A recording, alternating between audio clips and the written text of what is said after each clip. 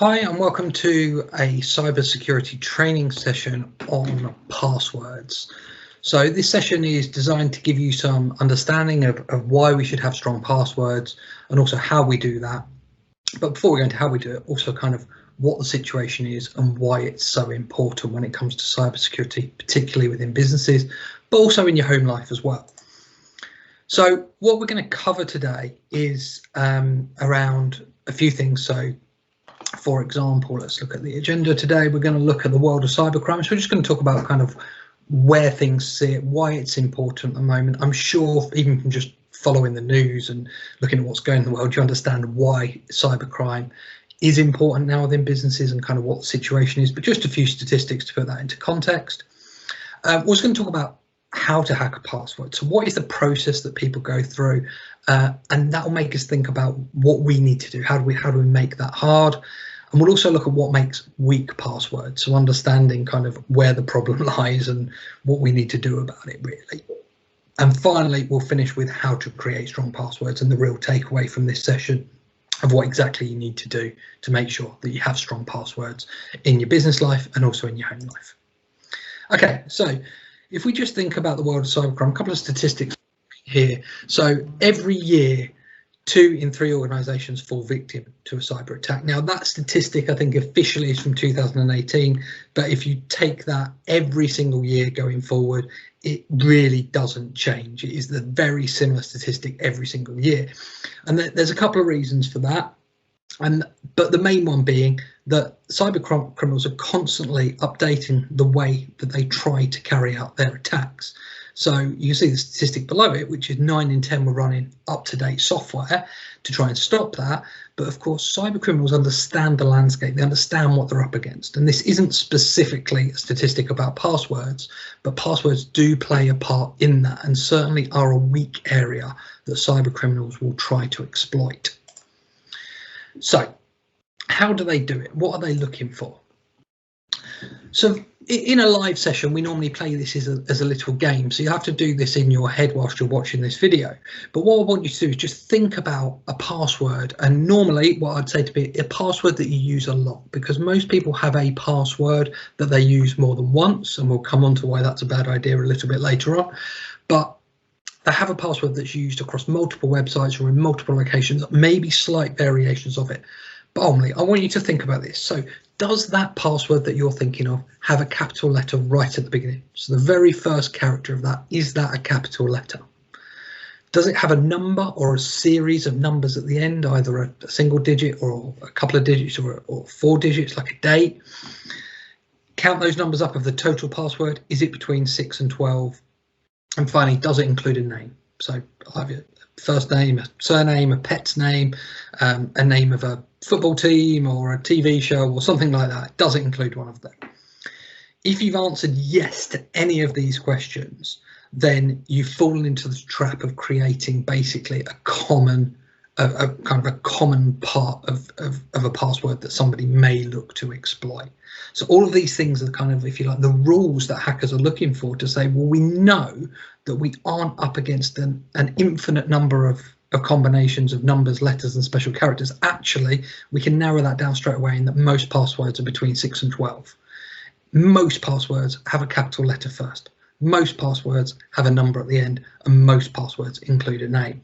If we were creating a system around that, that reduces the amount of possibilities we've got of hacking a password or using a system to guess a password or predict a password massively. Makes it a lot easier. So these are sort of traps we want to not fall into. So if you have fallen for that in the past, don't worry, you haven't lost any points. We're going to do something about that. We're going to find a way to make your password stronger. Okay, and the other question that's worth doing, again, if we were doing this live, we play this as a little bit of a game. And what I do is I always think of a password and I open it up. I say to the room, guess my password, without asking me what my password is. What would you ask me? Now, most people would know my name at that stage, but they might ask me what year I was born or how old I am, where I live now or where I was born, all these sort of things that are common that I might use in my password. Might then go, are you married? What's your wife's name? Have you got any kids? What are their names? When were they born? What age are they? Have you got any pets? Are you a fan of a football team or have you got a favourite TV show? ultimately they're trying to find logic here to fit in with that first kind of more statistical basis of what might be in there and find some real information. Now, in a real life scenario, when you can just ask people those questions, I would say probably 70 to 80% of the time in a live situation, they can work out the password that I've thought of. Normally it's along the lines of the name of one of my kids with my own birth year or something like that with a number 1 on the end. It's fairly straightforward, and again, using that same logic, they can guess that there's a capital letter at the beginning and a number at the end. And actually, very quickly, normally within sort of 5 to 10 minutes, they can have a pretty good guess at what my password is, or at least get very, very close to it. And when you then consider actually that for most people, you don't need to ask them the questions. A lot of this information is online, and this is just a few screenshots of, if you were to look for me online, how you actually might find some of my information up there online that you may then be able to piece together to get a decent understanding of what my password could be if I was falling into some of those traps. And that may well be the same for you as well. So if you think about your social presence online, actually how much information are you giving away about yourself, and could that potentially lead to someone being able to work out what your password is if you're using those common ways of creating passwords. Okay, so what actually makes a password weak then? Right, this is a terrible slide that I use in every, and it's terrible because of the content, not because of it looks terrible or anything like that. But these passwords on the screen are the top 20 passwords that have been found from when websites have breaches. So as we all know, various companies lose passwords from time to time. Again, it hits the news quite regularly, and those passwords quite often find their way onto the internet somewhere. And these 20 passwords are the most common ones. And again, I think these statistics are actually even potentially a bit older, maybe 2017. But to be honest, the slide has never been refreshed, because whenever the data comes out again, the order changes very, very minimally. So the level of passwords that a lot of users are using out there on the internet are at this level: 1, 2, 3, 4, 5, 6, password, QWERTY, football, let me in, monkey, all of this stuff, which is, again, not only terrible and easy to guess, but it's the sort of information that a hacker could use to say, well, if I don't know their password and I don't know anything about them, what I could do is try one of the multiple passwords that are out there that a lot of users use. So hopefully nobody watching this video has one of their passwords on this list in front of them. But if you do, it's a clear sign that you need a system to improve the way that you have your passwords managed. So when we have weak passwords, you might think, well, what do people do with them? How do they exploit weak passwords? And there's 2 ways really. So the first one are system-based hacks. So this is where I'm talking about using a program effectively to try and hack a password. Now, these are typically used in conjunction with some sort of flaw in a system. So you'll be well aware that on a lot of websites nowadays, if you enter an incorrect password 3 times, you'll be locked out anyway, or you'll have to reset it. You'll also know that on a lot of websites and a lot of systems now, we have what's known as 2-factor or multi-factor authentication, where when you log in, that makes you kind of authenticate that password through your mobile phone or through another system. And that almost kind of removes the problem with weak passwords when that comes to it, because you have to have that second factor when it comes to it. But when those systems don't exist and someone can try and log in multiple times over and over again, it potentially gives them infinite chances to crack your password using a system that's going to sit there and kind of randomly guess either commonly used passwords or passwords that it's got an inkling that it might be, and variations of it. The second side is social engineering, and there's a whole separate training session around kind of the full social engineering side of things. And part of that ties in with emails and people actually trying to trick you into actively entering your password somewhere. So no matter how weak or how strong it is, you're actually giving that away. But social engineering is really an approach where someone is specifically targeted. So they're trying to find out information about somebody either through social media or through other methods, and then combine that with system-based hacks. So actually trying to hack someone by using information about them, whether that's their age or their where they were born, or what their their kids' names are or anything like that, and narrow down that possibility, so that rather than going through an infinite number of searches with different numbers, letters and special characters, actually we can narrow that down to say it's probably one of these 5 words, and it's probably a combination of these numbers with maybe some capital letters in there somewhere or another, and make that much easier. So there's absolutely a case for that. And the other side of it as well around social engineering, I've already mentioned that some websites have been hacked and lost passwords. Well, if you're using the same password on multiple sites and one website loses passwords, and we can think back to companies like LinkedIn, like eBay, so there's big characters there, you've probably got accounts with one of those where they've lost passwords in the past. Now, if those passwords are available online and you've never changed your password and you use the same password across multiple sites, all of a sudden that can be used on another website to log in and potentially access your information.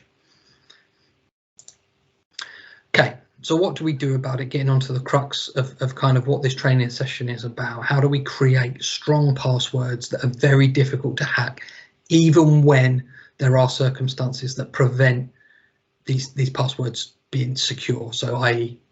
no automatic lockout from people who have guessed passwords multiple times, no 2-factor authentication. So the way to do this is to create a password system. It's very simple in this respect. We need to have a password system. The most common thing people say to me when we talk about passwords is, how on earth am I going to remember multiple passwords? And this is how we do it. So you have to create a system, and it has to be your system. So I'm going to give you an example of this, but you have to adapt it. Longer is stronger, as they say. So we don't want one word, we want multiple keywords. Ideally, we want a sentence potentially, or 2 or 3 or 4 words in there that are unique to you and you understand, but aren't necessarily kind of related to you in some respects. We are going to mix up numbers and letters and specials, so I'm going to show you exactly how to do that nice and easily. And it's going to be unique for every website that you use it on. We're going to avoid names and dictionary words if possible. It's not the end of the world if we follow everything else, and if you can chuck something in there that's a little bit different, great. And we're not going to use it in multiple places. So we're going to have a system in place that not only makes it unique, but means that it automatically will never be used in different places. And let me show you how we're going to do that. So here's my example. In this example, it's a fairly straightforward one. We're going to have 2 words. We're going to have the word banana and we're going to have the word gazebo. So for whatever reason, these 2 words mean something to me. I like bananas, and maybe I've just bought a new gazebo. So those are the 2 words that are going to stick in the mind for the rest of my passwordy life. And in this scenario, I'm creating a password for Facebook. I'm going to create 2 system tweaks within my password. I'm going to say that the letter A always becomes an exclamation mark, and whenever I type the letter N, it's always going to be capitalized.